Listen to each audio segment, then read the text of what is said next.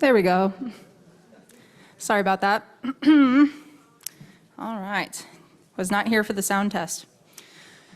Hamatakiapi nashante washteya chiujapi ki the eagle shield machiapi inya wozlal heyoyate. Hello, everybody. I welcome you with open arms. My name is Keely Eagleshield, and I'm from the Standing Rock Sioux Tribe. So first, I would like to recognize our special guest this evening, the families of the two authors, Don Progulski and Richard Soule. So please stand as I introduce you. And I warned them that this would be happening, so they can't be mad at me. Daughter Anne Progulski Fox and husband Bill Fox and son Alex Fox. Daughter Carol Doak, son Bob Progulski Jr. and his wife Barb, son Alan Progulski.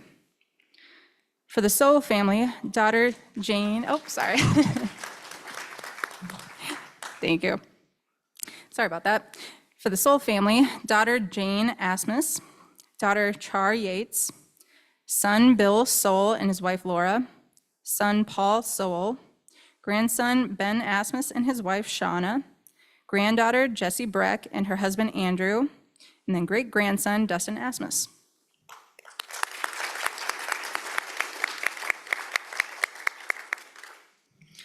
And there are also family members and others attending via Zoom, and we thank them for their participation, and thank you all so much for standing.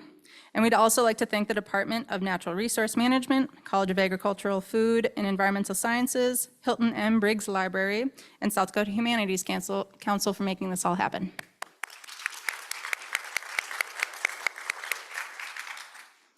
It is now my pleasure to introduce Dr. Joseph Cassidy, who is the South Dakota Corn Endowed Dean of the College of Agricultural, Food, and Environmental Sciences here at SDSU. Dr. Cassidy earned his Bachelor of Science in Animal Science from the Iowa State University. He went on to earn both his master's and PhD in Animal Science at the University of Nebraska. Upon completing his education, Dr. Cassidy worked in North Carolina State University, Department of Animal Science for 12 years before bringing his talents here to SDSU. So please welcome Dr. Joe Cassidy.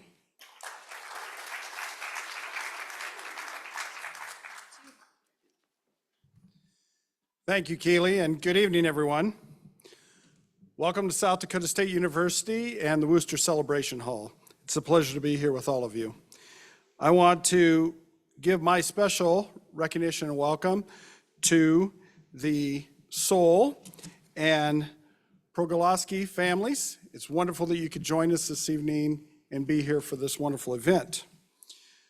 So I am delighted that we could all gather and celebrate the 50th anniversary of the Yellow Oar, Yellow Hair, Yellow Pine, a photographic study of a century of forest ecology book. This was a tremendous undertaking and a wonderful publication that comes from the Ag Experiment Station. So briefly, for those of you who may not be familiar, in the College of Ag, Food, and Environmental Sciences, we have three primary areas. The academic, that everyone's familiar with, the teaching, the extension, which is our outreach and education, and then the Ag Experiment Station, which is focused on filling knowledge gaps and new discovery. And this publication came from the Ag Experiment Station efforts. This is truly a wonderful example of research that particularly pertains to the part of our college that is represented by the environmental sciences in the name of the college. So the Department of Natural Resource Management, as was mentioned earlier, was a critical part of our college and is a critical part of our college. And the work done here is an excellent representation of the kind of work that is done in that department. I've heard President Dunn mention several times this evening about the wonderful impact on ecology that this work has had. And I'm just very proud to serve now as Dean of the College and have the chance to be part of this recognition of such wonderful work. And I'm glad you could all join us. Thank you.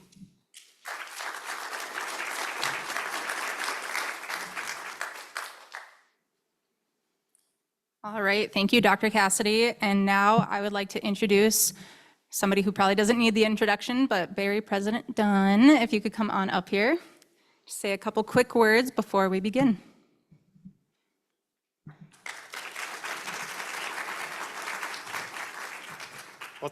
Thank you, Keely, and good evening, everyone. This really is, I think, an example of the best of South Dakota State.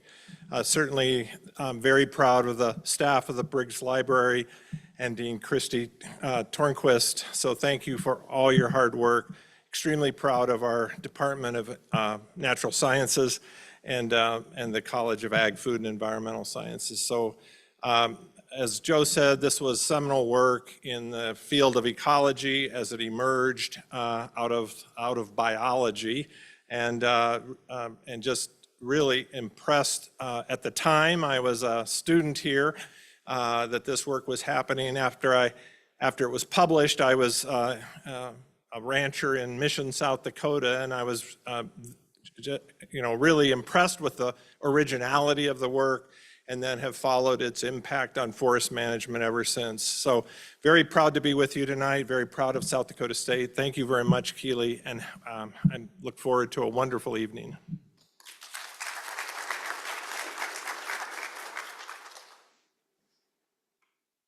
All right, and now we will let our presenters come on up here.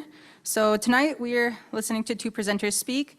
The first one being, sorry, I lost my place. So we'd like to have Paul Horsted come up to the stage, please.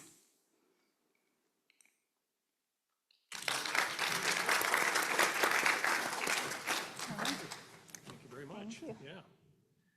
Well, this is something I've been looking forward to for a long time, since we first started talking about it over a year ago. And I just want to thank SDSU for allowing this event to happen, to having it in such a wonderful location where we can speak, and show the slides here, hopefully momentarily on the screen behind me there. And we just had a lovely dinner with the family of both authors who are here, and I really enjoyed sharing those anecdotes and a few things I hope I might be able to share with you that you didn't know about. Certainly you've already told me some things I didn't know about. So this book, I first came to my attention in the late 90s. I think I picked up a copy in 96, so I was kind of late to the party, but it had been republished in 1989 after being originally printed in 1974. And around 2000, SDSU was considering republishing or reworking or doing something anyway with the original publication, whether that was updating it or just reprinting it. And through a course of actions and knowing people in the Black Hills where I was living at the time, I was invited to a meeting up in Rapid City where this was being discussed, and they might have been looking for a photographer, and I was a freelance photographer at the time, so I was all over the possibility of getting another gig. And but eventually SDSU decided not to publish the book again, just to not do anything with it at that time. I don't know if it was budget or what, but eventually then we were all sitting there at this table kind of looking at each other going, well, maybe we should try to do this, pick up this ball and run with it if we could. So that's what became the book on the left that you see on the screen compared to the one on the right. And I want to leave no doubt at all, there's no question I would not be standing here right now today having published that other book if it wasn't for Yellow Ore, Yellow Hair, Yellow Pine. We adapted what they had started, what the authors Progulski and Soule started, and carried it, I think, forward into our own publication. I hope in a way that honors the original authors of that other publication, but also adds some more layers to this history and maybe to the ecology, although that's not my strong suit. But in any case, this is my own personal well-worn thumbed copy that I carried in the field back in the early 2000s as I was just starting to get up to speed on this subject of the Custer expedition. But the idea of rephotography, of matching an old photo with a new photo, then became kind of my passion for the next 25 years, right up to this day. The idea of matching an old photo, and this isn't from the Custer expedition, this is a little later in the Black Hills during the gold rush, but putting my camera exactly where somebody else did, that became the basis then of 5 books that my partner, my wife Camille in the back there, and I have published over the last 25 years, and my daughter Anna is here also with us tonight. And so we publish these out of Custer. We design them, send them to a printer, and they're self-funded, self-directed projects, but very much inspired by the project we're here to honor tonight. Primarily, I also want to thank my own co-authors, John Nelson on the left of Rapid City, Ernie Graffi of Rapid City, and now of California on the right. I couldn't have done what I'm going to share. Some of the new stuff, I'll say, the stuff that we added to what was built back in the 1970s comes from their minds and their work as well. And I don't know if any of you knew the two gentlemen on the right there, Joe Sanders in the middle and Jack McCullough on the right. He was the head of the South Dakota Stock Growers for many years. They were at these meetings I was referring to earlier, as well as Ernie Graffi on the left, who became my co-author. And that's how I got to meet them. And they were my introduction to the subject of the Custer expedition in the Black Hills in 1874 through the book Yellow Ore, Yellow Hair, Yellow Pine. They were using that and trying to figure out where these photo sites were again after 25 years. It's not that they'd become lost, but they were not easy to find, even with the book. That's why it's so amazing. Pergulski and Sowell found them at all in the first place without any help. But this is in 2001 then.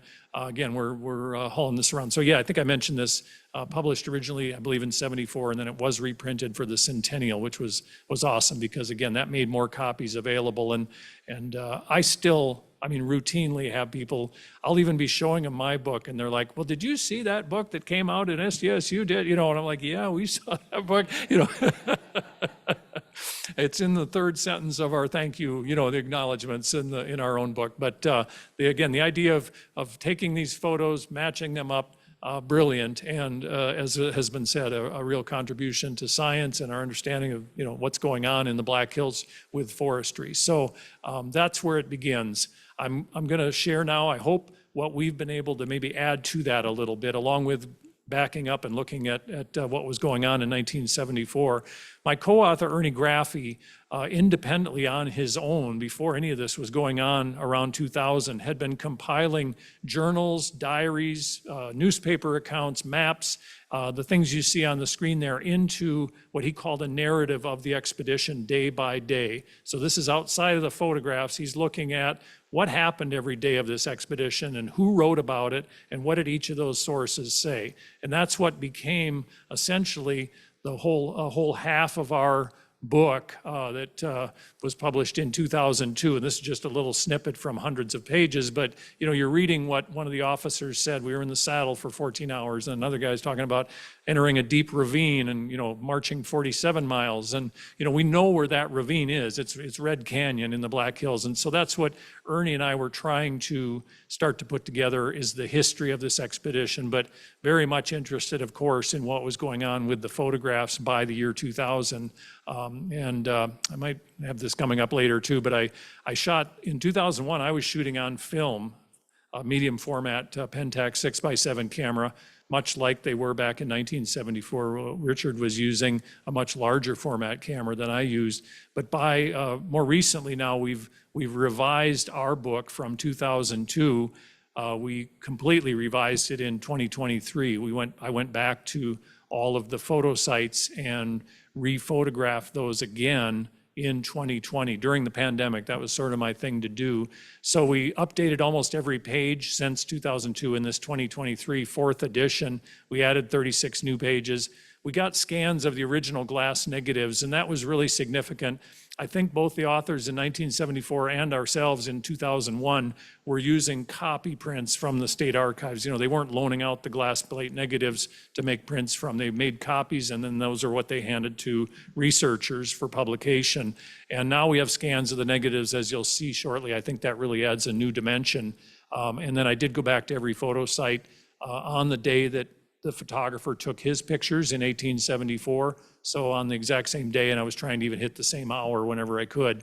That took a lot of organization, more than I usually am capable of. But during the pandemic, I had a lot of spare time, and I was able to get ranchers on the phone and get permission to go out, where I needed to go on those dates. And then we did add a few more sources to our revised fourth edition that came out last summer. with 25, now more than 25 firsthand sources. So, and then just to kind of fill in the gaps here again, we also did a book in 2009 that encompasses the rest of the trail that you see there out on the plains. That was an area that I don't think Pergelsky and Sowell really looked at. They had some of the original photos that were taken out on the prairie, but as we found out in 2001, just dealing with the Black Hills was like a 3-year project for us and probably a 20-year project for Pergelsky and Sowell, overall. And so it was just too much to take on, but we did publish that second edition on the plains. Well, why did the expedition even come to the Black Hills? I thought maybe I should step back and just kind of help maybe some of you that aren't familiar with this history aside from the photographs with a little basics here that we've studied and added to our books. And, one notion was that the area of the Black Hills, the map there was blank is what, some people were saying back then. That wasn't entirely completely true, but it was not too far from the truth. They were also talking about making a fort somewhere near the Black Hills to keep an eye on the Lakota, who they thought were raiding settlements down in Nebraska. But very much right under the official reasons are, we wonder if there's gold in the Black Hills. And that wasn't stated by the government, but it was discussed openly in the newspapers at the time. People were saying, we hope Custer finds gold because we need to, take that land away and get that gold and start the economy going. I mean, it was very frank and discussion about that at the time. So it's hard to read now. But this was all in flying in the face of the 1868 Fort Laramie Treaty, which had promised this whole area of western South Dakota and the Black Hills to the Lakota. This is ratified by the Senate Law of the Land, and there is some language in the treaty that authorized government agents to pass over the treaty lands in the official duties and so on. I just don't think this is exactly what they were picturing when they wrote those lines in the treaty. And so it's not any kind of a stretch to say the expedition itself probably broke the treaty in a technical way at least. But certainly what happened later, was not a good outcome for the Lakota and the other tribes that lived in this area. So it is our history. We want to study it. We're interested, but we don't want to forget those other facts. So this is a picture William Henry Illingworth took of the whole expedition heading back to Fort Lincoln after they were in the Black Hills. We know where this is approximately up in present-day North Dakota. Custer leading that expedition. There's about 995 men with him. There's one woman, Sarah Campbell, a black woman who was a cook for the sutler, is quoted in several of the newspaper accounts and really a good source.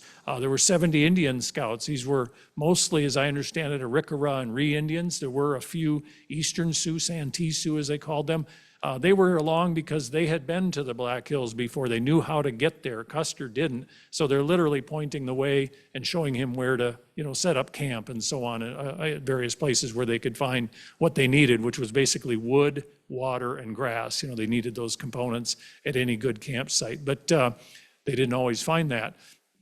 There were 5 newspaper reporters, so they're writing down almost like a play-by-play, hour by hour every day what was going on, and those are really good sources that we quote from. There were a couple of miners with Custer's blessing looking for gold everywhere they went, and they did finally discover what they called paying quantities of gold near the present-day town of Custer before it was founded in French Creek, and that's where the official gold discovery took place in the Black Hills. And of course, almost everything in white history after this, falls on the heels of this expedition. The way the towns were founded, the way things were laid out in the Black Hills is all finds its roots at this time. There was a team of map makers under a man named Captain Ludlow, who, as we'll see, made a map that we find really useful today, even after 150 years. Several scientists studying the plants and animals, geology, rocks. This was an official government expedition, and they were supposed to issue a report to Congress in 1875, which they did.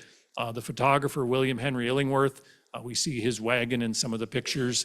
He was pulling this little wagon, but we also know that he had a little dark tent that he used for work at each location where he processed his glass plate negatives.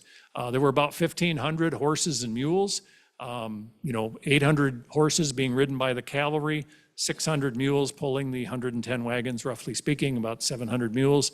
So a lot of animals roaming around as well.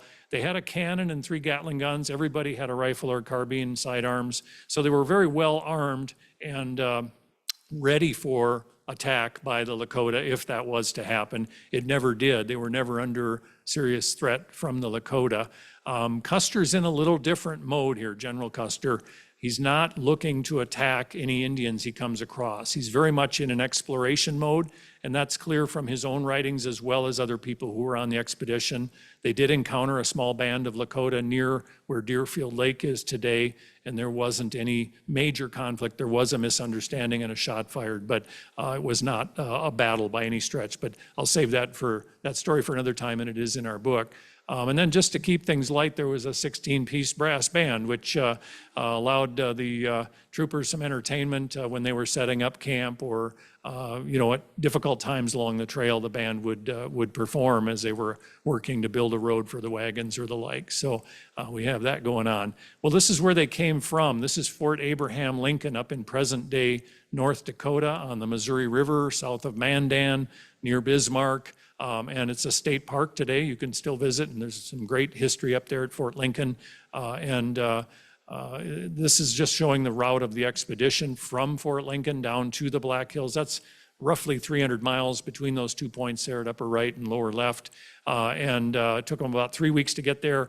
They eventually end up camping where the town of Custer is for 2 nights, where the town of Custer is today. And then 3 miles east of Custer, there was a permanent camp, they called it, where they stayed for 5 days. That's where a lot of the pictures were taken, right in that area, although there were other photos taken at other points along that wagon trail. And then the blue arrows are kind of showing their route back then. And they got back by August 30th. So 2 months expedition, 3 weeks of that, they were in the Black Hills. Everything that we talk about there happened in those 3 weeks. We know all of this because of these maps that fold out of an original report to Congress in 1875. These maps are quite detailed, made by Captain Ludlow and his assistants. And when you have a moment to look at them with a magnifying glass or scan them in, they do show a lot of detail. You might be able to see the dates of the camps. They put that there, and they took latitude and longitude readings of their camps. So we can tie those to a known position today with about a mile of accuracy. It's not too bad. Usually the latitude, if you know what that is, slices right through the camp. The longitude might be off by a mile. But they also mapped areas that we can recognize, like Black Elk Peak, or as they called it, Harney's Peak back then. And so this gave Ernie Graffey, again, my co-author, a framework to put a modern map on top of this map and try to, we're trying to map the trail through the Black Hills. And Dr. Pergolsky also did this in his book and did a outstanding job. I think we disagree on a few areas where they went this way instead of this way and then around, that sort of thing, but really started that framework as well. I think Ernie Graffey was able to refine that again with the tools that we had available by 2000 even that weren't around in the 1970s. So we also correlate that then with written sources such as this diary. We have journals, diaries, reports, newspaper stories, maps, sketches, which Newton Winchell, the geologist of this expedition, did some sketches. And this was on July 30th, according to his diary. They were looking at these hills here, and we realized maybe we can look at the map and look back along July 30th trail. This is right when they're coming into where the town of Custer is today. And look around, maybe we can figure out what he was sketching. And so this is just north of Custer, as it turns out, and it did help us verify, he was standing on that spot or very close to it. If you just move left or right a half a mile, those mountains start to shift and they look different than they do from this perspective, just like the photographs. And so that helped us verify that the trail went right by there. And my wife and my daughter and I all live a mile north of Custer, and we can basically see these every day we drive into town. So that's right on the trail, right there north of Custer, as well as many other places around the Black Hills, of course. The photographer, I think we were able to fill in a little more information about him. There is a biography in Yellow Hair, Yellow Pine. Some other information, again, had come to light in the next 25 years. I met one of his descendants. Wayne Burlingame is this gentleman from St. Paul, who had the family album, which included these other portraits of Illingworth that were previously, unpublished, the two on the left there. And he and I collaborated to place this marker on Illingworth's grave up in the cemetery in downtown St. Paul. So, and he's gone now a number of years, but enjoyed getting to meet him and his family up in St. Paul, Minnesota back in the early 2000s. Well, we don't have any photos of Illingworth at work.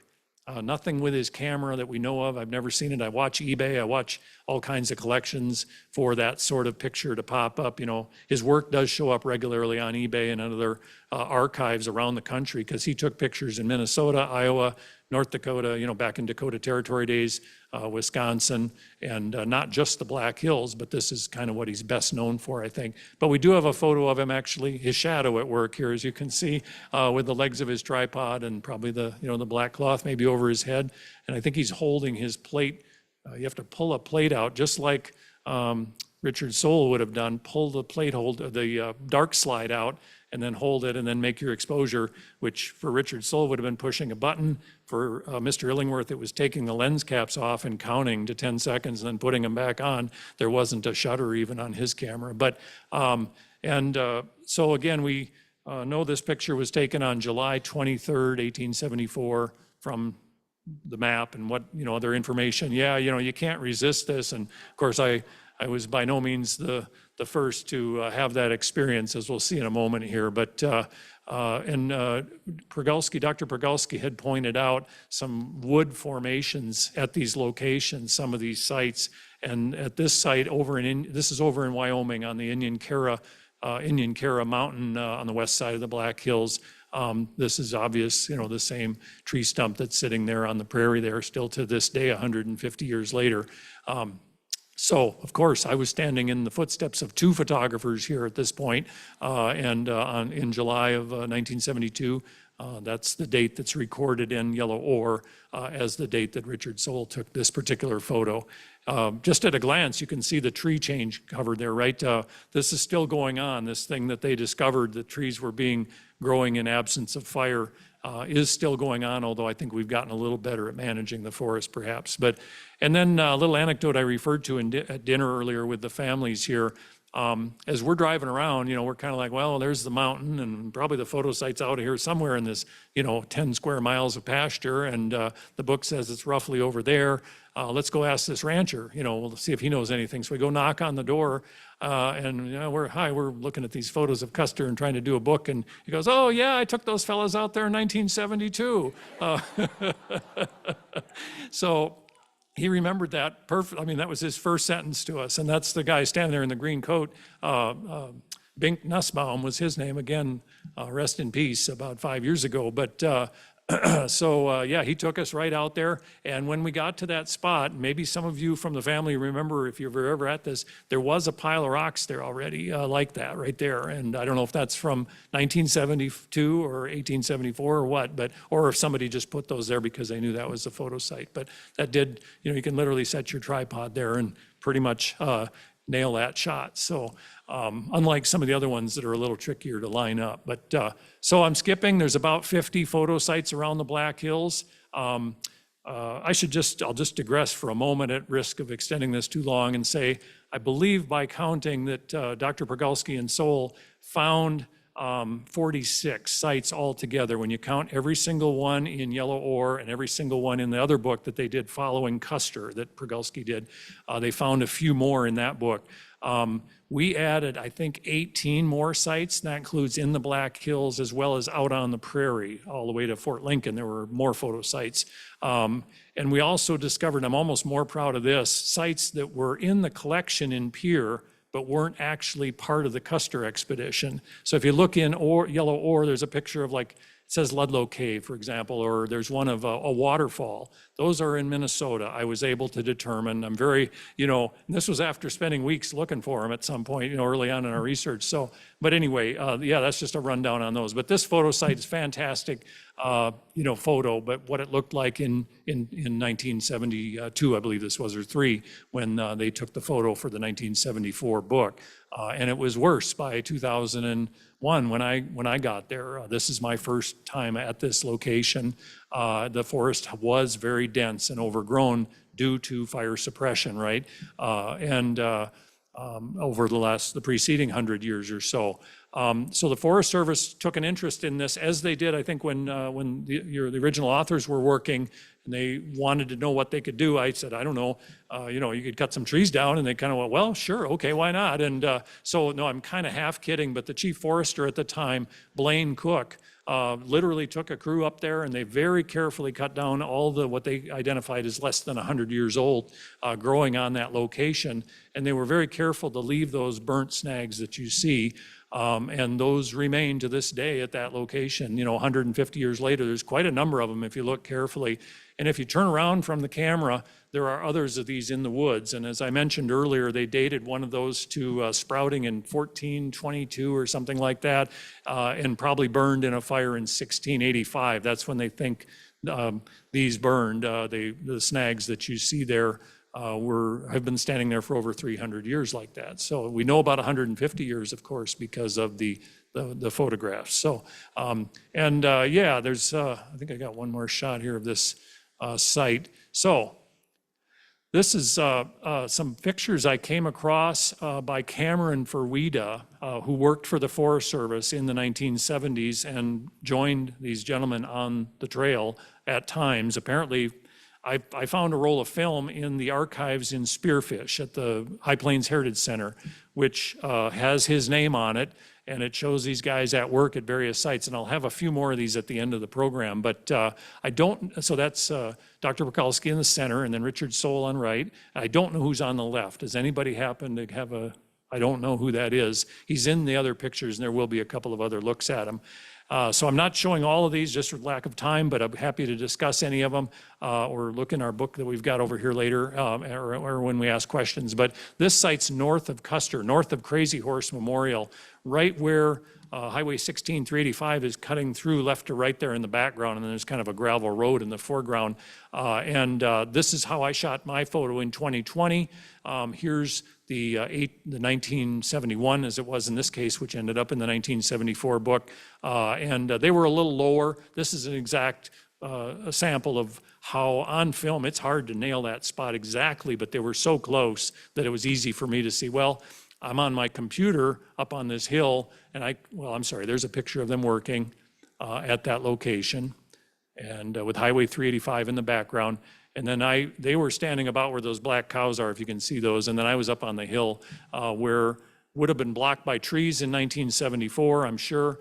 But by the time I got there in 2020 for this recent revision, the mountain pine beetle had killed those trees and opened up the view again a little bit. So I use a computer in the field now, just say briefly, so I can beam the photo over, and then I lay them on top of each other in Photoshop, and I do some layers, and I can say, okay, I got to move this way, I got to move this way, I got to go up just a little bit, and then eventually it just goes like this, and I know that's exactly your lens is where that other lens was, within just a very few inches, and that's what I'm trying to get to, but I had no hope of doing that back in 2001 any more than they did back in the 1970s. It's just too fine-tuned. But, well, there were a couple of photo sites we added, so I'm going to crow about that just a little bit, but these were some of the sites that they left us to find, I will say, were a little more complicated, maybe for various reasons. There's just not as many clues, but that's part of the fun of it. And we have this party we call the drinking party photo, or the champagne supper. There are several diary entries that my co-author Ernie Graffey, of course, brought in to illustrate this photo. We also did choose to colorize some of the pictures that are in the new edition to bring some visual interest, but also to highlight what their uniforms were colored like and so on.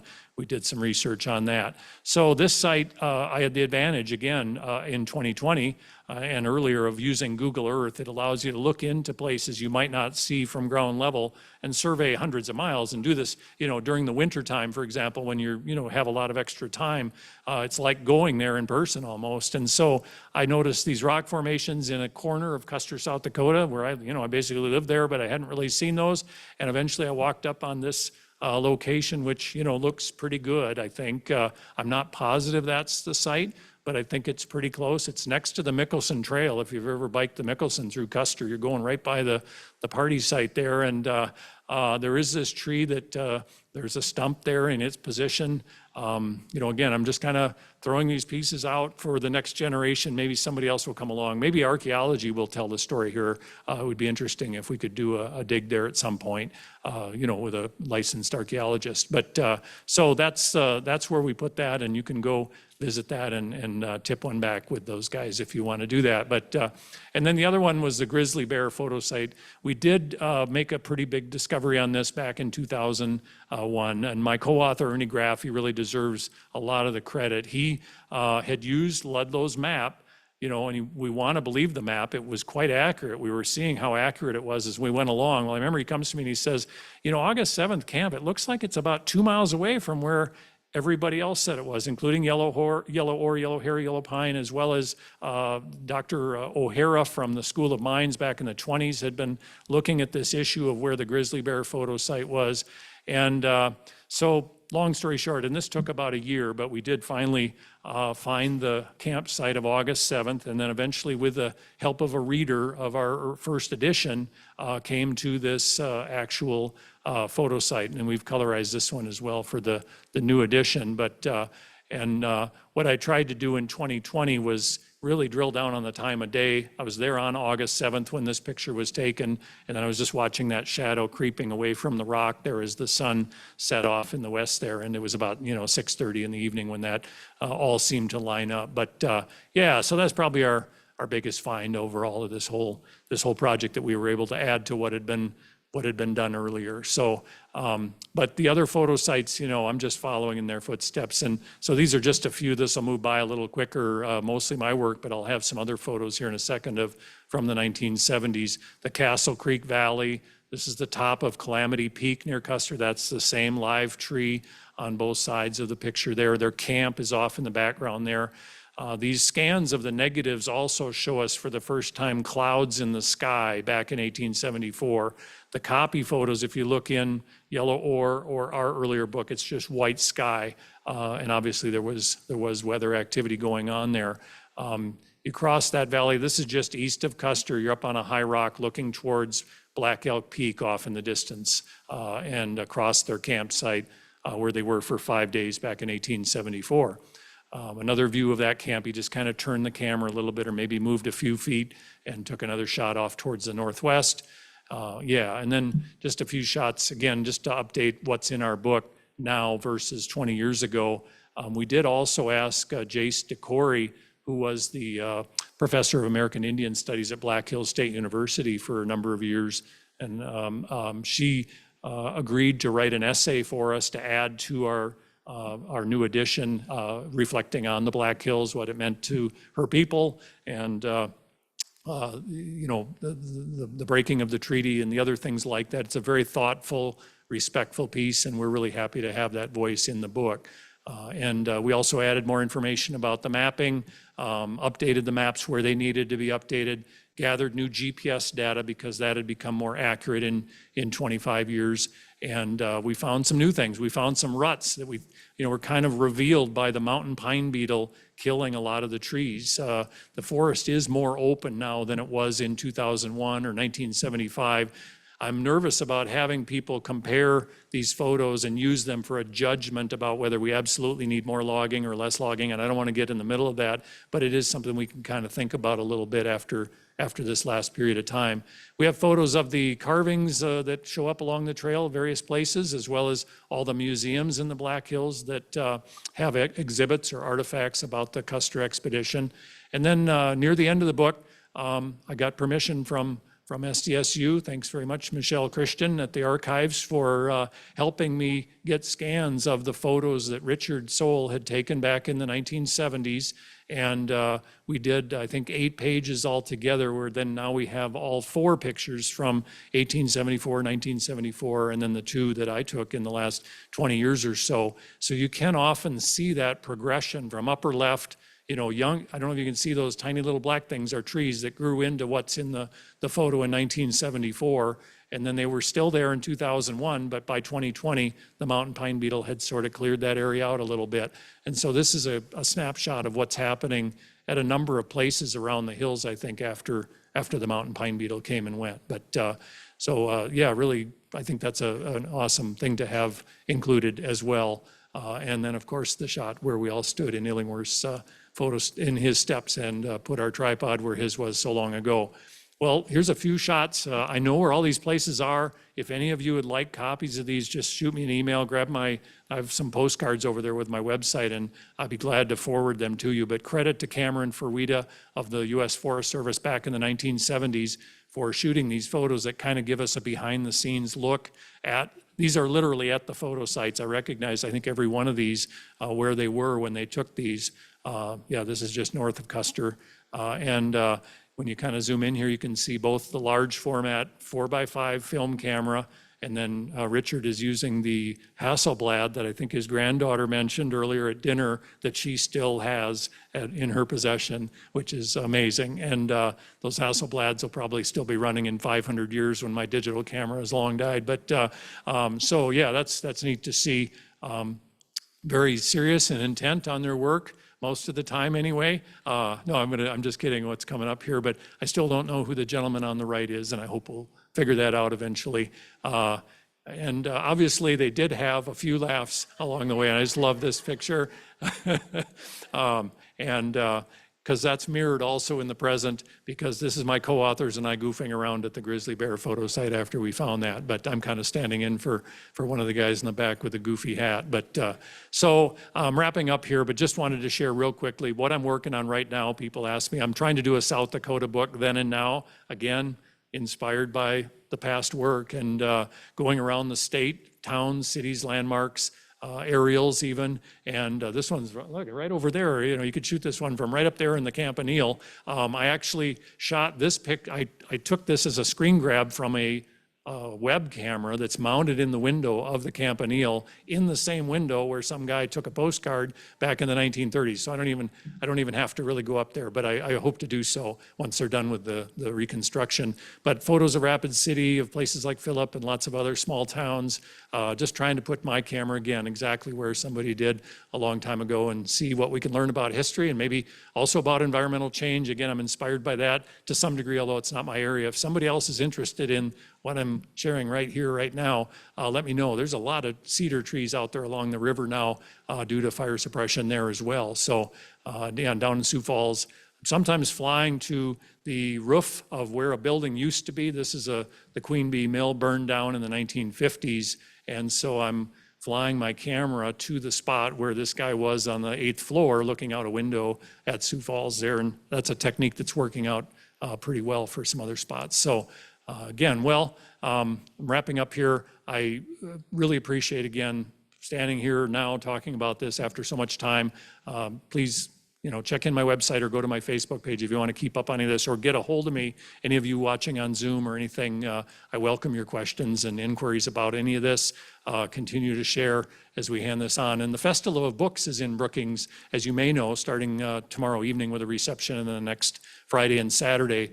Camille and I, my wife, will have a booth over at the Festival Hall, and I am speaking again on Saturday at 2 p.m. over in the Oscar Performing Arts Center. A similar program to this, probably a little longer and focused a little more on the whole expedition, but we're running a deal where you can get a free book if you buy one of our books. So that's something we're trying out, which will be awesome. And then this is my last then and now photo. I was standing right down here on the sidewalk north of the Campanile. I remember it well, flinging my Nikons around and taking photos in. I was a junior in high school when I went to that camp, but little did I imagine where I would be on this day so long afterwards. So thank you so much for your attention, and I really do appreciate it. Thank you. Thank you. Thank you. And I didn't say it at the beginning, but I'm really looking forward to Donovan's presentation, and he and I are going to get to sit together, and we've done some work together out in the Black Hills at times, so thank you again for that.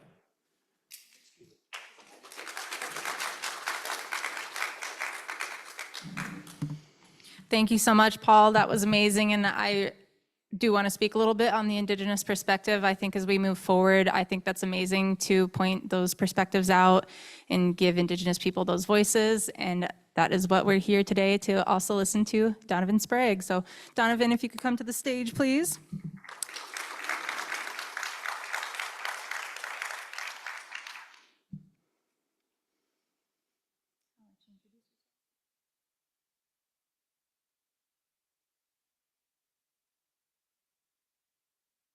Well, thank you. I'm real pleased to be here, and it's really an honor to be here with the families and Paul and the staff here and students, and thank you for the tours that I've received while I was here as well. So I wanted to, I could easily spend hours on the significance of the Black Hills and the importance, to our people and all that, but I wanted to also include kind of put a human part to all this of where our people were with all this, activity going on. And let's see, I brought up pictures here. This starts out with Fort Lincoln here. But first, I promised I was going to introduce myself in the Lakota way. And my name is Chinkahu Wakantaya. And that's the way we introduce ourselves. That's a Lakota name that I earned. I wasn't just given it at birth or anything, but it translates to high backbone. And it's the hump on the buffalo where it gets power and strength. And I am from the hump and crazy horse family. So the humps will be in all the Crazy Horse books. It was General Miles when Hump surrendered from the wars that he said to his interpreter, "What does that mean, Buffalo Hump?" And so interpreter explained him, and so he went down kind of in history as Chief Hump from that time on. And his sons and daughters were honored. They were his sons all had carried the name of Miles, Nelson Hump, Bearcoat Hump, John Miles Hump, but they all had Miles, General Miles's name in there out of respect. But some of this village here, this goes back to the location is back to the 1575. It was used as called on a slant village settlement of the Mandan earth lodges. So they used earth lodges and very powerful, numbers, people. The Arikara, Mandan, Hidatsa today are known as the three affiliated tribes. So that's how our names change. They say, "Well, what tribe are you?" "I'm three affiliated." "Oh, okay." Mine is Minikoju, of the seven of the Lakota, and on the women's side, it's Cheyenne tribe. So I'm also part Cheyenne. But there was no way that our people could dislodge any of these powerful farming communities up there. And then it was only after like Lewis and Clark with smallpox and that devastated their numbers to where they couldn't even hardly function, and that's when they were pushed further to the north. They also developed the Three Sisters, the corn, beans, and squash, which was important. And I recognized at college, that even like biology, they said back when I was going to school that American Indians were kind of pretty much failures in biology because nobody was graduating with those degrees. So as I went on, I formed a ACES chapter at Black Hills State University. It's American Indian Science and Engineering Society. And I also formed an ACES chapter at University of Northern Iowa. But I always knew that, our people were some of the best biologists in the world with their knowledge of plants and roots and herbs and healing, and all of that was done with the plants through trial and error after many centuries. And I noticed also some of the early farming. They plowed up our Timpsala, and then we said, well, that's food out there you're plowing up. That's translates to prairie turnips. And it's very good, it harvest it. I always said for years and years and years that you harvest in June. That's the best time, and they turn purple on the top, and you dig down, and it's like a little core, and you can peel that off right there. There's a little tree bark like on there, and then you can eat it. It's soft, or you'll see them dried. They braid them up, and the cook in the teepee would put those in braided up, and then they take a few bulbs of those, and it's like a potato soup, only it's a little sweeter, and put some wild onions in there and stuff like that, but they utilize that, and it's just amazing how these expeditions that come out, and there were several around this time period, and they suffered, many of them, hardships, and they couldn't survive, and they couldn't figure it out. Well, here's another band of American Indians coming in. They're attacking us, and they're healthy, and where's the water at? There's no trees out here. There's no nothing, and they're thriving, but they thrived because of that knowledge. And my uncle was head of the American Indian Studies program at Sitting Bull College up at Standing Rock.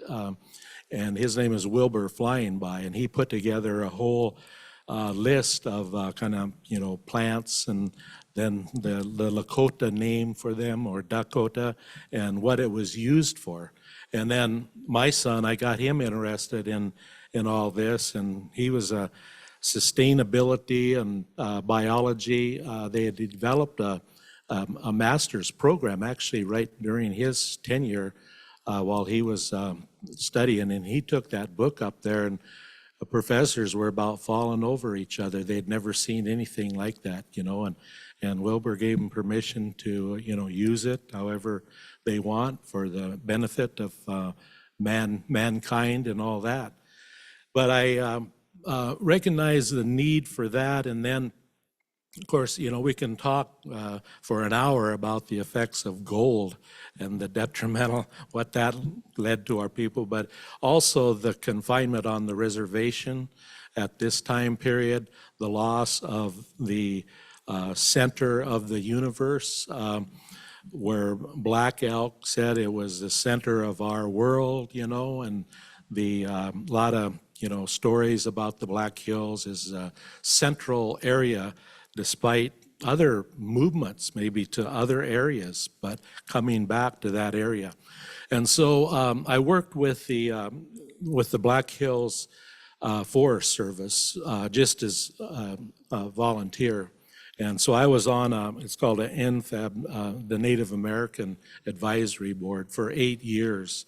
That's as long as you can serve, and then you can't serve no more.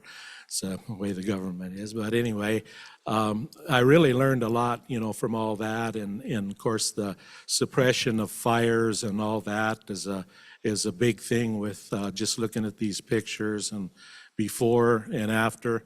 And then we had programs like on Mr. Pine Beetle and his, work, just devastating, to the forest and the health of all that. So there's really a movement today for more of our people to be in those fields, because I've always seen where our men are and boys are lacking in those degrees in that. And there's reasons for that go back into history at the forming of the reservation. And when the man was a proud hunter and warrior and provider, and then he's confined to the reservation where you had to get a permission or permit to even leave. It was like a concentration camp. And so their role was really, affected by that. And now they would have to feed them also. So they brought in beef issue day was on the first of the month. They bring in beef cattle, and instead of deer, buffalo, whatever, they just shoot the cattle right there, their beef, and dress it out right there. And then they go home, and then they're idle for another month till next month. But I found the women still stayed active, and that's when they started a lot of quilling societies, and Star Quilt evolved, and they were still doing, quill work and bead work. But I also work in health and wellness and addictions. And so that's where our studies show that the man really got out of hand with alcohol, that's what the men turned to, and that was a terrible thing to watch, the warriors and all that. So one thing that really helped turn that around was, and I speak on this quite a bit at places, but the role of the military. So then we had World War I, and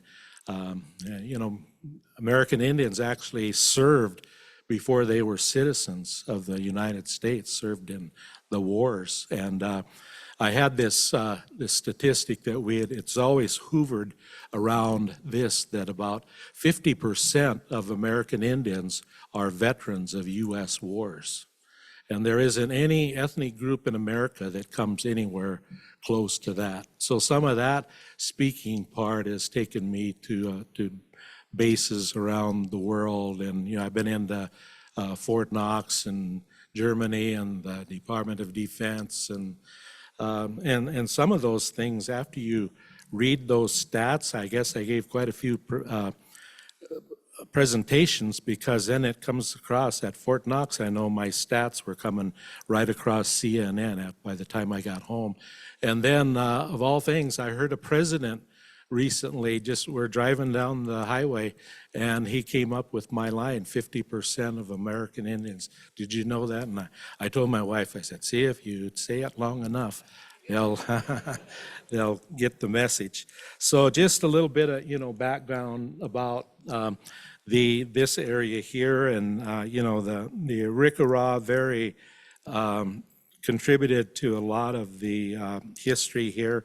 And one thing I was talking about too, these buffalo jumps, where there were archaeology is an important thing to look at, and slaughter areas for meat and the kill. And so on the east end of my reservation is the Missouri River at Cheyenne River and Standing Rock. So we have Arikara and Mandan pottery and bonefish hooks and all that, and so all of that came up, and I have some of those, through the years, and then I get out to the Bighorns, and same pottery, exact same pottery. I'm like, what is this? How is this connected? So what it is, it's what we call the Kongi, is crow or Apsolica, and so that there's a time you can measure when they moved out of Hidatsa country, and they're part of those groups speaking. And there's a river crow and a mountain crow today, but they can totally communicate at the Crow Reservation, with Hidatsa. You come to a powwow, intertribal, but that's how the different movements were. And so with the Black Hills, up to, this is what the Forest Service has always found and presented with archaeology, that up to 30 tribes used the Black Hills through the years with the archaeology. And that number goes up to 45 with Bighorns, because we have to remember with the Custer expedition, they were barely in Montana, on the Montana line, and come down from North Dakota, and then also into Wyoming. So we have Wyoming Black Hills as well. And so I go by these sites all the time. And my copy of the book is over on that table of yellow ore. And I started using that in 1982 out of college. And I made copies of the pictures, and then I went out and went to the sites there in the Black Hills. And then later I did tours, and I took students out to those same sites. So I grew up with those. And then the ones on the prairie from Fort Abraham Lincoln, that's in my neighborhood too. That's the ranching country where I come from out there. And so some of those sites the expedition had seen. And then to give you more of a location, our ranch land was where the Thunder Butte is today, and it's one of the most sacred sites of the 7 listed sometimes, like even in Ronald Goodman's Lakota Star Knowledge. The 7 are in 6 of them are in the Black Hills proper, and then only that one from Thunder Butte is off the reservation. And then my uncle's place is over in Butte County, where the Deer's Ears buttes are over there. And so again, the locals have lots of stories about all of this. And the other thing that I just thought about that's really not connected with this, but if you've heard of the Sioux dinosaur, also came from our area out there. So this is the Arikara village. I wanted to say something about, that. And then some of these, this is the Custer House there. I was invited over to Custer Week in Monroe, Michigan, his adopted hometown. They have a whole week celebration of his life. So like I said earlier, I was kind of wondering what was going to happen to me being on the other side and being invited out there. But it was the greatest experience, you know.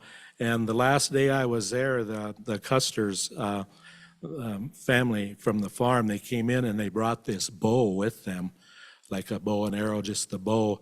And they don't know whose it was, but of course they all went back as widows, unfortunately, from Fort Abraham Lincoln. And they took that bow back there with them, but they said, this belongs with you. And they presented that to me. So it's on loan right now. They said, do you maybe put it out there where a couple of your reservations come together? And so I thought of a perfect place. Timber Lake and Area Museum straddles kind of the Standing Rock and Cheyenne River reservations. So it's on display on loan over there. So some of the other expeditions, let's see, we've got the famous Bloody Knife over there standing on the left. He was also in the picture with the bear, you know, standing, sometimes called Custer's favorite scout, and he was killed in the Little Bighorn battle on the initial attack when Reno came in on the south. So all of our stories in our family connect with all these events. So I hope to show some of the you know, of our people and put a face to some of those. Over on the table there is the book, and then I have two of Paul's excellent books there, and then I have a picture of my great-grandfather on the table over there, 1877. It's a L.A. Huffman photo. Huffman was a famous photographer out of Miles City, Montana, with that sepia tone. And so just after he fought at the Little Bighorn, then there was a surrender, and that was taken up there. So also to note with this, I think the stories would be that one of Custer's, you know, friends who was with the Northern Pacific Railroad gifted him this tent or whatever, but there were clearly corporate interests. So you can see on the side of the tent, the NPRR, Northern Pacific Railroad. So they had very much interest, you know, in this. And we've seen that one there. I heard where one of the soldiers tried to say, oh, that wasn't a grizzly bear, but that's a grizzly bear. He said Custer was bragging too much, you know, but that's a grizzly bear. So this is a picture that's over at the table there. My great-great-grandfather, that's where the Chinkahu-Wakantia comes from. That was his name, and he was the second, and I'm the third. And even by that time, he's got hump on his hat band, and we had plural wives. So people, they say, is that right, with S on the end of wives? Yeah. But those were sisters from the Cheyenne tribe. And so we allied with the Cheyenne early. All of our men of the Minikoju married into Cheyenne, and they're from the Morning Star family of Cheyenne. That's Dull Knife. Dull Knife was one of the main leaders of the Cheyenne. So this is another family member here. He was 6'10" as he grew, Touch the Cloud. So he was named Touch the Cloud. He'd be first cousin to the hump that I just showed, and first cousin to the famous Crazy Horse. Touch the Cloud, let's see, I give a presentation at Central Oklahoma University at Edmond. They have the most awesome statue there. If anybody's been back in the day to the Astrodome in Houston, and they remodeled all that or took it down, and anyway, that statue of Touch the Cloud was at the Astrodome in the parking lot, and the city of Edmond didn't know nothing about it, so they liked the picture, so they put him up on campus. So it's like down here where it says SDSU they got Touch the Cloud on the campus there. I like it. So I was there as family to say, okay, who was he, you know?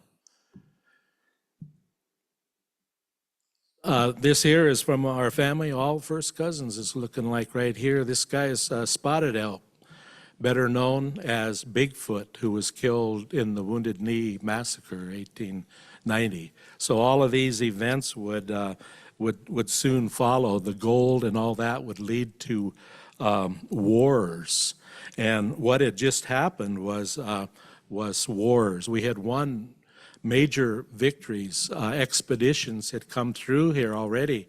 The Sully expedition, Dodge came through. In 1873, right before the Custer expedition, was a Yellowstone expedition. And there was another big one that came through with Connor expedition, the whole Powder River expedition. All that is just west of this site of where the Custer expedition, say over at Sundance area and Inyacaga Mountain over there, our sacred mountain. So it's just over there. So that's where our people, at least our family, had transplanted to. And that general area is a big area. It wasn't like they lived in one area, but the range they covered was from present, pretty much Miles City, Montana, to down to Dayton, Wyoming, which is at the foot of the Bighorns. And that's the Tongue River right there. So you've got the Tongue, and then next to that is the Powder River. So they're patrolling all that. So we had a lot of our people were at Cheyenne River area, where it is today, the reservation, clear to the Missouri River.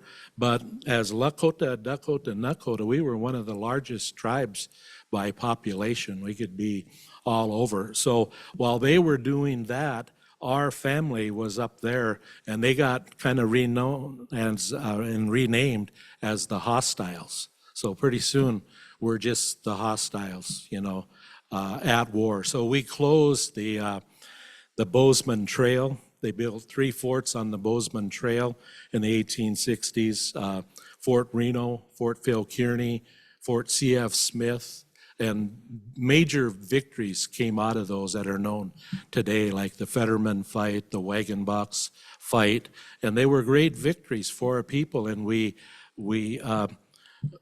defeated another nation, really. That's the way we look at it with all this. And then when I read, growing up, you know, it's no longer feasible for the U.S. to maintain those 3 forts. Well, yeah, hard to maintain because we burned them to the ground, and all the soldiers are left. So it was back to just Teamsula and Buffalo and all that again for quite a long period. And then the next thing that that comes in is the treaty. And this picture I'll get to. We have drawings of how we remember events. I'll talk about that.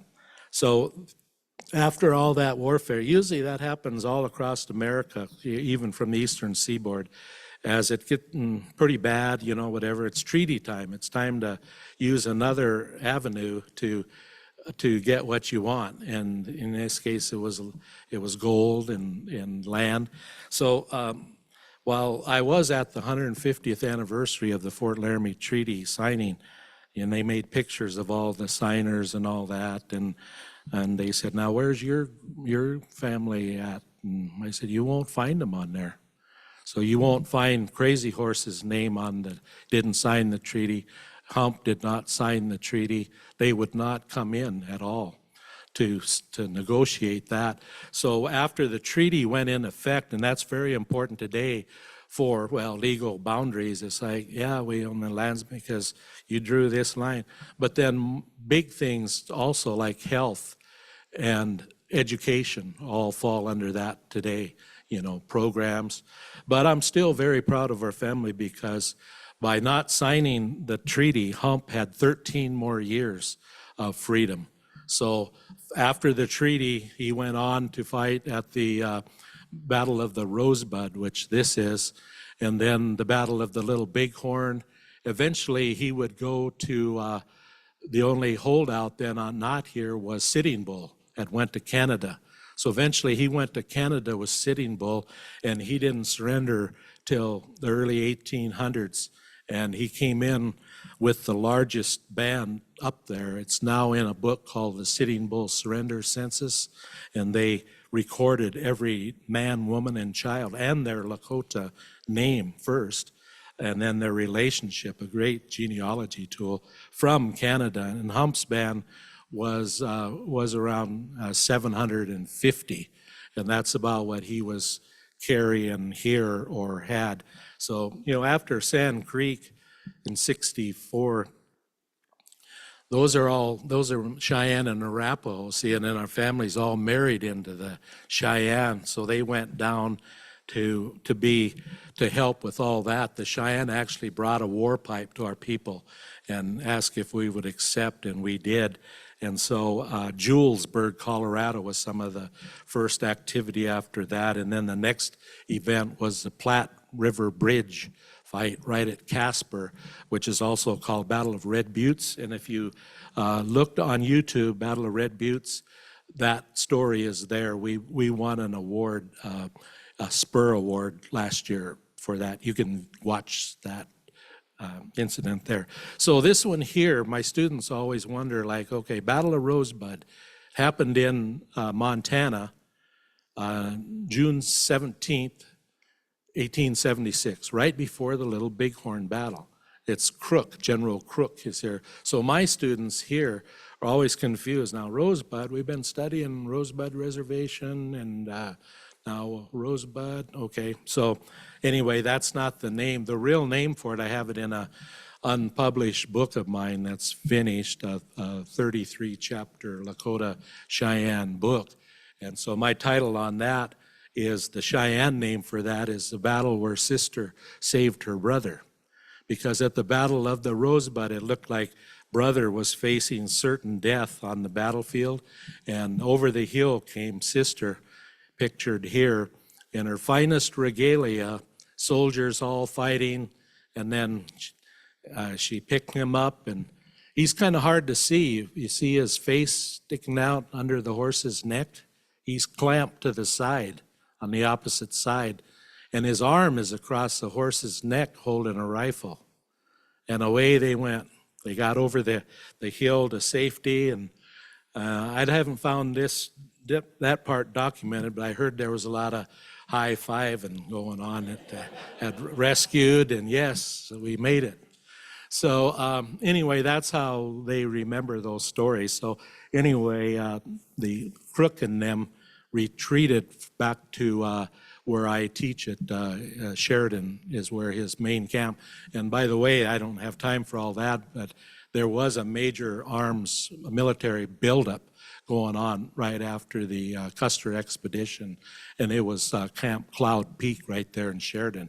They're bringing all those supplies and ammunition in, huge buildup in anticipation for all of this, because by right before this, on January, the Congress issued an ultimatum to our family, the hostiles out there. They said, if you don't come into the agency and surrender by January 30th, 1876, you're all going to be killed, basically.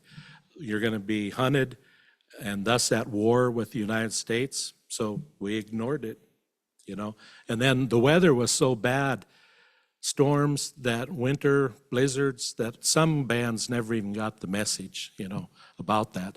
But anyway, bottom line is they didn't come in, and then that would be this event happens days before the Battle of the Little Bighorn, and then we have a whole route of, I didn't bring the Black Hills route because I knew that we would have that. And so I brought one in for the Custer expedition, same place, same location, Fort Lincoln, out to the Battle of the Little Bighorn. So that shows it going. They pretty much used the same route in like 74, that if you've been down I-94, that was already kind of worn there, and that's way both Black Hills expedition also. So this one goes on into Montana, three-pronged attack, Terry, Custer, and then see Crooks down Column. he's coming from Fort Fetterman, and where it says Sheridan up there, okay, he just got whipped at the Rosebud and retreated. He had 1,000 soldiers with him, and he was waiting for about 300 more Shoshone scouts like Custer had with the Ree, which is also named for the Rickaraw, and his scouts. So anyway, they retreat back to Sheridan, and these diaries and accounts and newspaper, I can't tell you how valuable they are in all these expeditions.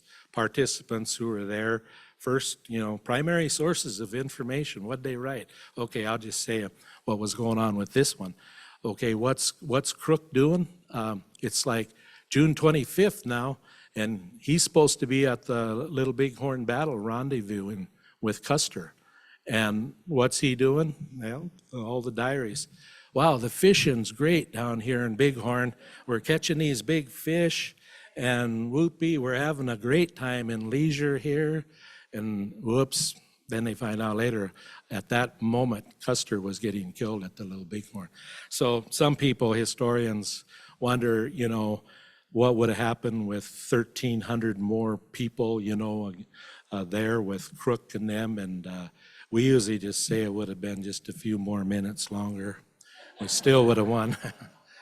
But anyway, a lot of things going, and the other columns came across, like Connor and them, they're like, some of those were coming like Sioux City and Omaha, across the Platte area in Nebraska, on up to about Sundance and Gillette and Sheridan, and then 3 prongs up through that valley. So we had countered all of that stuff there. And the Powder River expedition, their only orders were to punish the Indians. That's the only instructions they had, just punish them. And they ended up being punished themselves by the environment.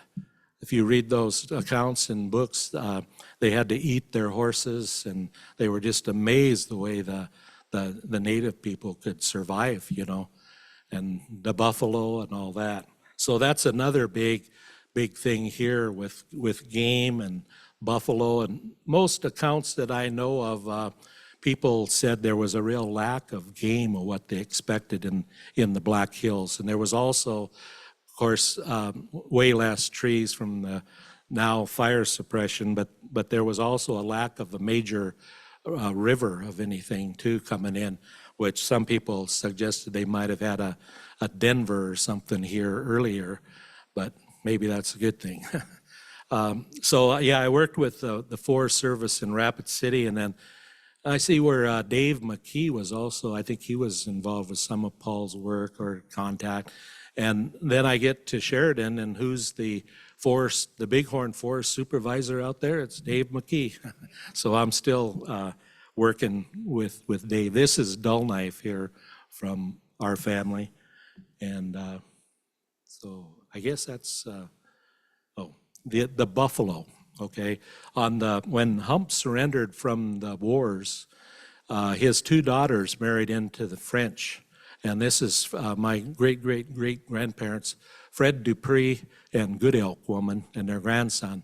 So Fred was the first inductee into the National Buffalo Association Hall of Fame for saving the buffalo area. He was in the documentary Last Thanksgiving of Ken Burns and Dayton Duncan. This picture was actually used in there. So he captured calves. They captured calves when they were young and preserved those. There's no fences or anything. And then built a herd. And it was the women who told these men that the buffalo cannot go. I mean, this is our sacredness, our ceremonies. They cannot go extinct. So Fred, being a Frenchman, I kind of wondered what he would know about the sacredness of a buffalo, but it was Good Elk Woman's idea. So they went on this roundup, and that's all documented. A really great thing that I'm fortunate is that a couple people from Pierre came out and interviewed Hump after he surrendered, and they got all this information. And those 2 people were Doane Robinson, state historian, and Stephen Riggs from Pierre, historian. And so they got, a lot of this information. Riggs was the only white man invited on the Buffalo Roundup, and they brought out our white buffalo. Sacred Pipe is housed at Cheyenne River at my reservation. At Greengrass, Orville Looking Horse is the keeper of our white buffalo calf pipe, most sacred of all the pipes. They brought the pipe out for this roundup and all that. And, Fred had chores to do at the ranch. He was busy. He didn't even go. His sons went, and there's no mention of the women and their role here. So in my unreleased book, hey, the women get credit for the first time. So when Fred died 1899, his estate was settled and at Cheyenne River. Our neighbor to the south was Scotty Phillip. So the buffalo then went to Scotty, and so he lived a generation after Fred. So to put him ahead of Fred, which is usually done in the state, is really overlooking this, first family of the Duprees. But he was married to a Cheyenne lady too, Sarah Larrabee, and there were 4 of those Larrabee girls just described by their beauty, but one of them, her sister, ended up at with Crazy Horse at Fort Robinson. That was the other connection there. But anyway, then they went into Custer State Park, and they were, built up, and Custer State Park had a big hand in that preservation. So anyway, both women deserve credit, so I gave them credit in my book. And finally, I want to say that today, tribes can apply federal grants for every tribe that's federally recognized can apply and have a preservation office. So most of our tribes have done that. They're called, the acronym is TIPOs, T-Y-P-O, Tribal Historic Preservation Office. And there's a lot of future and potential in the development of those, but it's all about preserving all this, the land, plants, fauna, everything to do with that. And my brother is actually the TIPO over at Cheyenne River, and I'm also was part of that program. I'm the tribal archivist at Cheyenne River and the tribal historian. So we go out to sites, say like even in the Bighorns, and if there's a lot of it's burial and things like that, like, okay, it's the law now. The tribes have to be consulted if it's on, federal land and Forest Service, BLM, all of that. So when I look at some of these sites, it's good that they're not known, because when I look at these pictures and sites, I see a lot of some areas where I know of burial and things that nobody knows, and some things about plants that are endangered and where to find them and where they're endangered. And that's why I told my son when I was talking about that Teamsula story, harvest in June. He harvested one in November, dug down through the snow up in the hills. So, if you know where to go and what you're doing, which I always don't see, so. Anyway, historic preservation is very important, archaeology and ecology, and with the reservation then, just as a final thing, we were confined to the reservations. I have a book called Zebaugh County. This is some of our family here. And when I was doing that book, well, it's the last alphabetical in the United States, and it's the poorest county in America. So we have the highest unemployment rate on my reservation and the lowest per capita income in the United States. And that's from the isolation and, creating a reservation, and resources are not there, and we were to be farmers, and they send tractors and seed out, and, I looked at those pictures. It's pretty hard to farm in the Badlands, and those tractors, they just stripped them and they sold everything they could, off of those. But some bright idea out of Washington, back in the day when you just took what came from there, and you had no representation, really, and these decisions were being made by somebody who was never out here, So now we have that voice. So with the, Paul had this picture too. With the surrenders then that came about, I'll end that with that. So we had the 5 surrenders from our family. And so the most famous of those, they were going to split them all up. This is less than a year after Little Bighorn. So the big victory, and by April and May 1877, the surrenders were the famous Crazy Horse went into Fort Robinson, and Red Cloud Agency was right there. Touch the Cloud from our family, he's Minikoju. He went to Spotted Tail Agency, which is now Rosebud. And Dull Knife, Morning Star, they sent him to Oklahoma, Indian Territory. So there's a whole saga of that being put down there, run away and back, finally, eventually settling at the Northern Cheyenne Reservation in Montana. And then there was Lame Deer, who was killed south of Lame Deer, Montana. And he started to surrender to Miles and then changed his mind or whatever. But in a highly volatile situation, he was shot there. And then Hump surrendered to General Miles at the Tongue River cantonment there. And then he had a second, like fleeing, I guess you would call it. And there's more to the history, a lot of it. Miles used him in the Nez Perce campaign, and he appears in his autobiography and all that. But he goes to Canada, like I said, and would have a second surrender in the early 1800s. But by then, Touch the Cloud died in 1904, and Hump died in 1908, and Red Cloud was almost exactly a year after Hump on December of 1909. Bigfoot, of course, was killed at Wounded Knee 1890. Crazy Horse was killed only 4 months after he surrendered at Fort Robinson. But what there was a whole way of life and leadership that was gone by that time period. And now a lot of our people were gathered up, and they went to Washington. And there, I have those pictures too. They all come back. They all have headdresses, and they're all chiefs.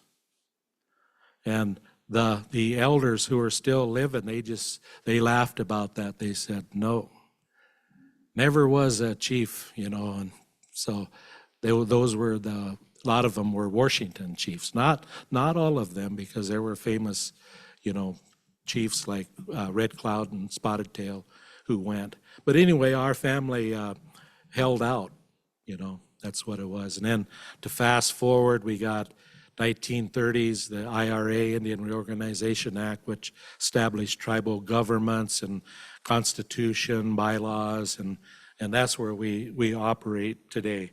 But I got my name from holding all the history of our family and our people and the photographs. So I collect usually subject individual pictures, back to the 1860s. By keeping all that, that's how I got my name, Chinkahu Wakantia. So I want to say, Pilamia, thank you for having me here. I'm really pleased and honored that SDSU would have the foresight to put together a program, with this kind of range of all the different disciplines. And thank you very much.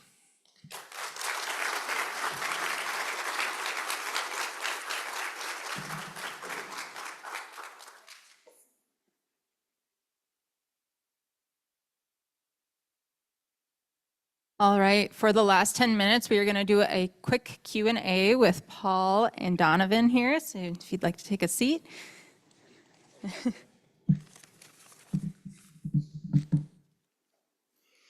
And then I welcome to the stage Paul Baguette. I'll grab the other mic, and I'll let you take over this one.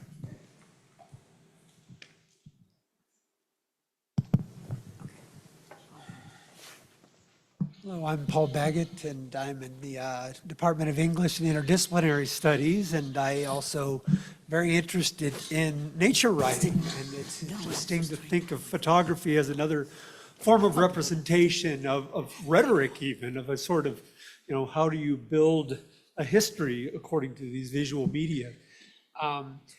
And I think I want to just maybe get the question answer. I know we're kind of late, so I would like to just start with one question, and then maybe you guys can think about some questions you might have. We don't want to keep you too late, but we will circulate with microphones.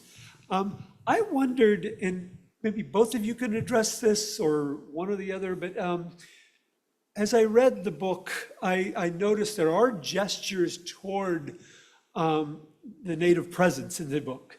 But I'm wondering to what extent there, in 74, were there efforts to consult tribal historians to talk about, they wouldn't use the word forest management, I don't think. Management is very kind of anthropocentric, human-centered in terms of the relationship between the forest and humans. But I'm just wondering to what extent did the tribal communities set fires deliberately, or their kind of deeper knowledge of this, and to what extent was that known or left out of the book? I guess I want to know a little bit more about that. Well, I don't know about anything left out in the book, but our presence was over in the Powder River, just to the west, at least, with all of our family in those camps. And there's some real key areas over there, such as, anybody been to Mato Tipala?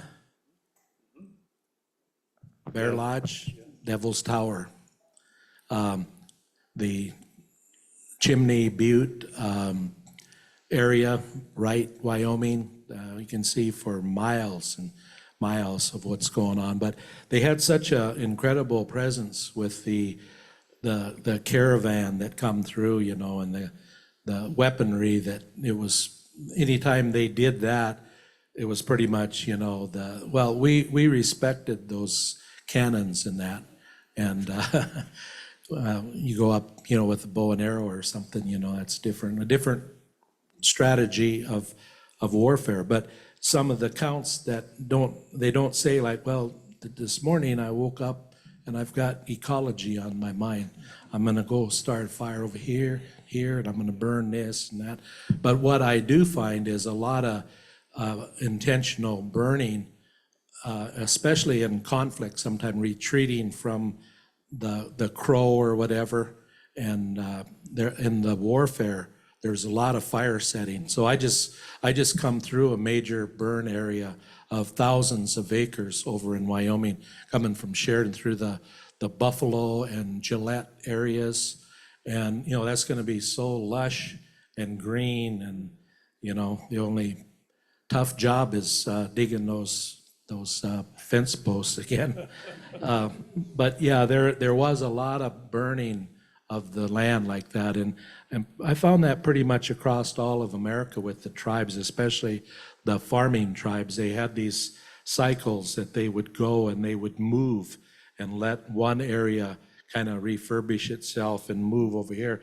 Meanwhile, when non-Indians came, they thought, well, that land's not being used. We'll take that. See, and there wasn't 1 square foot of land that was not being used in North America. So I read a lot of books that there's all this unoccupied land, and that's where non-Indians settled, but there was none. It was all American Indian land. We have a question over here. Hello, my name is Joseph. So the Black Hills is considered a very sacred spot. So how would we kind of work with the fact of the exploitation and commercialization of the Black Hills, especially with Mount Rushmore, which is considered a very sacred site to the Lakota, but it was kind of marketed as this American patriotic site for these 4 people that have kind of a troubled history in the past, but does it curtail how the use of the site for religious purpose for Native Americans, or is it still available and useful to worship and to have fellowship with other Native Americans from other tribes? Or has it been curtailed by the exploitation of American-centric businesses? Okay, well, we had I worked with an education group, and we had actually a grant. It was $30 million through the U.S. Department of Education. And so we looked at Mount Rushmore as a sacred spot. And one of the people that was listed here as a co-worker of mine, Jace DeCory from Black Hills State. So Jace and I was the native instructor part of all that. But what it was, we looked at Mount Rushmore and the 4 presidents up there, and it was a master's program. It was credit in education and history for school teachers. And so we looked at each one of those presidents, and we traveled on a 50-passenger bus. I mean, even on the native side, we took that bus right into Fort Laramie, looked at the treaties and stuff, and some of Roosevelt's conservation, and into like Medora, the Badlands. But anyway, I always looked at it like, okay, yeah, Black Elk Peak is right there, the sacred Black Elk Peak. Prayer, Vision Quest, the whole Black Hills is sacred. There's not like one place that's not. And so it's like, okay, these faces are here, so what can we do with this while it's right here? How can visitors come and learn something about Native people in that avenue, So that's one thing that we did there too. And then I wanted to mention, I didn't mention that at Bear Butte, one of our most sacred sites, which Illingworth took a picture of, all of our women would go there for childbirth. So it's a good place to have your child there. And both of the humps were born at the base of Bear Butte. So very significant place to us. The Cheyenne got their 5 sacred arrows from there. The Kiowa, all their stories, have these sites in there. But if you want to say any more about No, I appreciate it. I Mount think that's Rushmore. much more your Yeah, perspective. my son does work there Yeah. in sustainability and like a biologist, and he does a lot of hiking out, with endangered species, plants, and was just involved, he said, last week with SDSU, that somebody brought some plants or whatever out there. They're building a medicine wheel out of the plants at the entrance area there. And my friend Gerard Baker of the Hidatsa, he was superintendent there, and he had some hardships and some trials with, I like Gerard. He's about pretty much of a presence at Rushmore, 6'7", and 2 braids down to here, and his ranger hat, and he put a teepee up too. Yeah, that was awesome. I got to go to the summit of on top of the heads with Gerard Baker a couple of times. So, yeah, and I don't know, I would just venture to say, I hope it's gotten better, that the Native Americans, you do have a presence there that people can talk to. They've got, a teepee set up and there's people sitting there. And so there is some interpretation at least to maybe tell the rest of that story, but I don't And a want lot of the, opposition too would even be with Crazy Horse Memorial, because just carving out of sacred rock, Ia is a sacred rock. And, myself, I much prefer the naturalness of the Bear Lodge, and even though it's got the name Devil's Tower, we know those weren't the names. We have a story on all of these creation.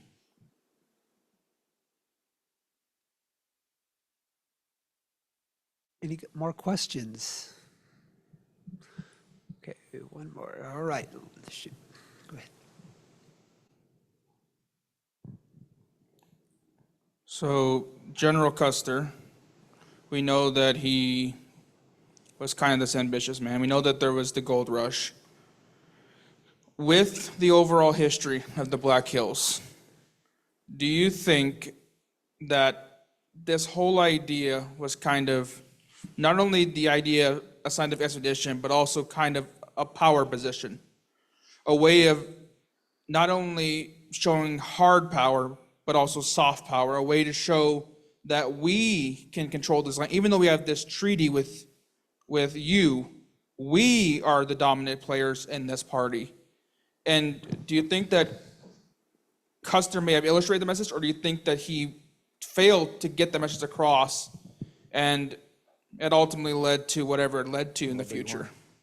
Well, I do think it was really an economic driven expedition to a large degree. I mean, the whole United States up to that point and afterward was, this Western expansion, and as you showed the picture of the Northern Pacific Railroad on the tent, I mean, that was a photo from 1874, and he had been given that tent the year before, and the railroads were very much very strong political power in Washington.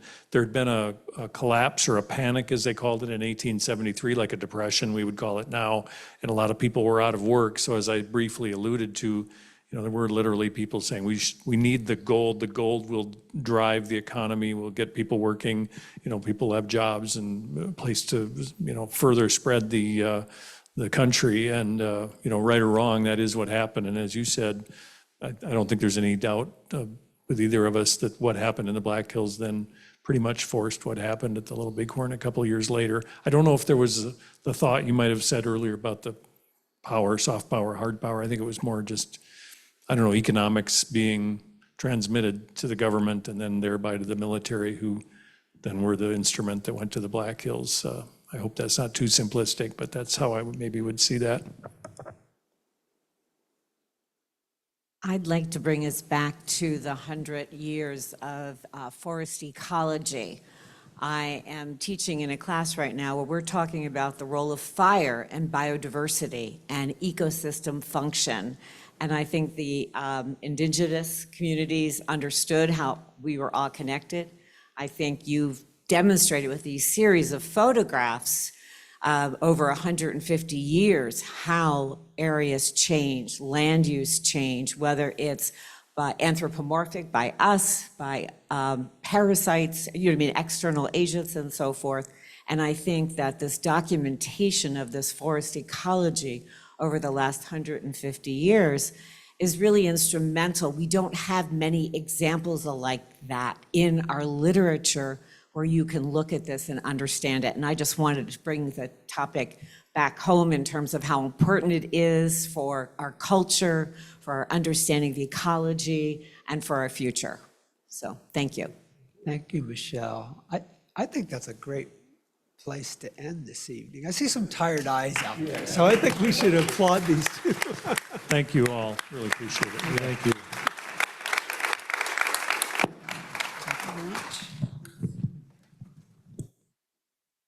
All right, thank you all. You can start gathering your things and I'll do my closing notes here. And then just a thing that I think is interesting, an example of, like Michelle said, how Indigenous people we had this knowledge for a long time. And my own perspective, I think working together moving forward is going to really take us much farther than if we work separately.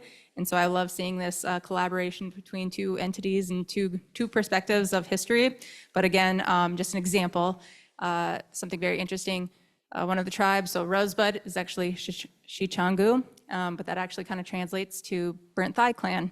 So again, those were potentially stewards that knew how to deal with the fires and had that knowledge. So potentially a collaboration in present day, and what does that look like? So that's my last and final thought. But otherwise, I would like to thank the organizations for all their support, which is Department of Natural Resource Management, College of Agricultural, Food, and Environmental Sciences, Hilton M. Briggs Library, and South Dakota Humanities Council. Thank you all so much for traveling here. I hope you get home safely and have a great rest of your night. Doksha.